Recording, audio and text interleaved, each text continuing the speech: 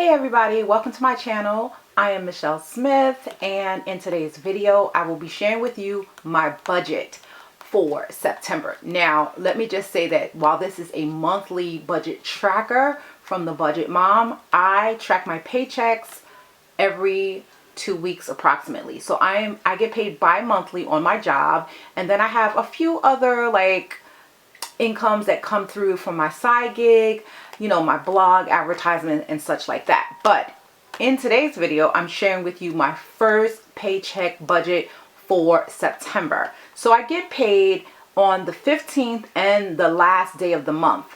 So what I do is I use my paycheck from the last day of the month for September's first 2 weeks or so about bills.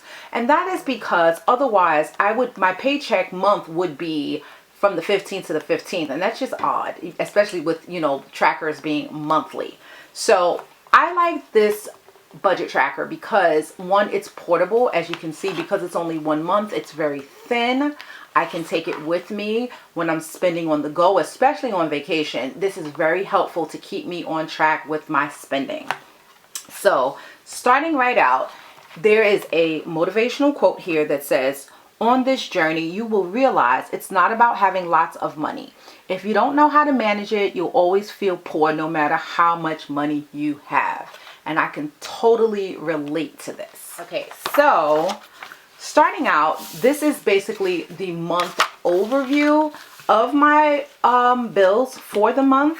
Even though I don't track everything down here, I only track 2 weeks or so at a time, you know, basically from the 1st to the 14th. I get paid on the 15th, which usually in my account is in there on the 14th. So I will track only those bills at a time that are here, but I do like to see an overview. And in a future video, I will share like the full month spread in more detail, but let's just start with this here. So August 30th was when I received my paycheck. Now, typically I will budget out in advance, but because I was traveling, I did not have an opportunity to do that. My money just started coming in, and so I just worked off of my actuals and I skipped the actual budget portion. So this is my job income, $2,559.20 for the first 15 days of, oh, this is August 30th. So from the 15th or the 16th to the 30th. And then my son gets a disability check. I include him in this paycheck bill tracker, and he gets $552.34. And that is the reason I count his income as part of mine, is because I'm the one that takes care of him. So we have, and I'll share some expenses down here where this money is allocated to really take care of him. She Media is my side gig. It's just ads on my blog, $316.92. My Etsy shop and Amazon, only $29.34. However, you know, it's building, and honestly, I am thankful for every penny that I get. I sell printables on Etsy, and so, you know, they're only like anywhere from $1.99 to $5.99, and because my shop is still relatively new, I do not get that many orders.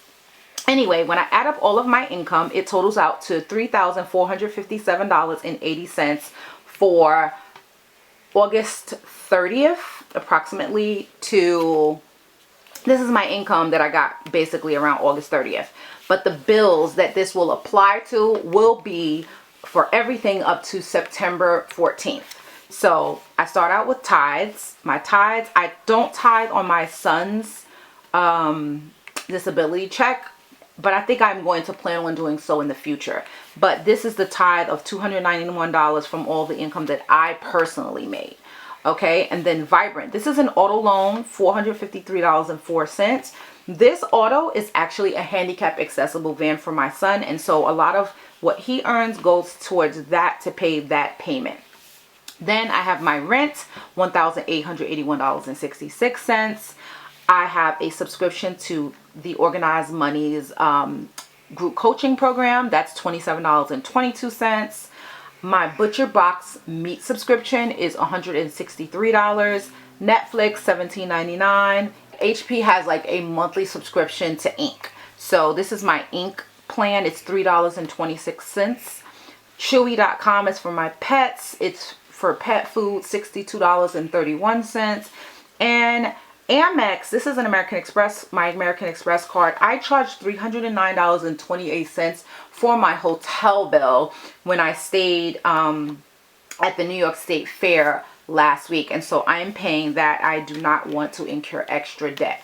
So my total expenses for things that are fixed are $3,208.76. But then I have $249.04 left over. That brings me over to here where I carry that over, and I'm committing $7 towards my savings bingo. So small amount this week and next week. And then personal is $20. This $20 actually was for laundry that it cost me to do my laundry. So when I add that up, these are my envelope totals, and this is $27. Left over from the $249.04 is $222.04. So then bringing you right down here, capital. Capital, I am allocating $175 toward that. Capital is an app where I save for my sinking funds. So this $175 is for sinking funds. Then coming down here, I'm allocating $47.04 towards my Amazon subscribe and save items. I basically have expenses for like buying paper towels and my son's personal care products and different things like that. Just household things that I get from Amazon on a regular basis through their subscribe and save program. Then when we come over here, I do not have any additional money left over, so I won't be applying anything extra towards debt or extra savings. But when you come to here, total income, which is $3,457.80 minus all of the expenses, I budgeted out zero-based. I am a zero-based budgeter. And then here, because I'm not using cash envelopes this month, the amount that I put in my cash envelopes from savings bingo and personal, I actually took from another cash envelope that was supposed to be deposited into my account to cover some expenses that I incurred while I was traveling. But you know, I'm able to like flip it back and forth, to take it from one envelope, put it in the next, and then the money I had already in the account, instead of withdrawing it out, I just paid for the expenses that I had. So that is it for this budget. There's a section for money thoughts. This is not really so much a thought as it is a note to myself, where I just mentioned like not to withdraw the money because I was able to deposit it from the cash envelopes that I used. And then my priority goal this month is to figure out how to align my month end with the where did my money go page. So in this particular budget tracker, after the bill pay trackers and after the cash envelope breakdowns, you have a section for tracking all of your expenses, which I will track my expenses by account. So like my checking account, I'm tracking my Capital One account, and also where I have cash in my capital account. So these are the funds that I already have.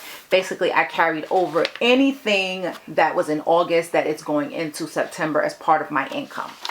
So there's a sheet here for where did my money go. And this is my starting balance for September that carried over from August, excuse me. $4,015.81. These are my budget categories. I will share more about that in a future video on my categories. But basically, after you add up all of your categories, you have to make sure that you zero out that whatever your starting balance is plus your incoming income is your total monthly income. And then after I total up all the various like paycheck trackers that I did my budget on, like this first one here, it has to equal 0. So basically I need to make sure that everything is aligned, and being that I just started this system in August, I did not do as good of a job at that. I did track everything, but I think I made some mistakes in how I tracked my cash and sinking funds. So my total was off by like $200. I'm not going to worry about it because, you know, this is a new process for me, and I do know that I am spending cash and I'm not incurring extra debt. So this is it for my September budget. Thank you for watching. I will catch you in my next video. It won't be about budgeting. It'll be about more weight loss stuff and more diet stuff. But you know, on this channel, this is what I am talking about: losing the weight of debt and losing the weight of actual physical weight. Anyway, thank you so much for watching. I hope you have a very blessed day.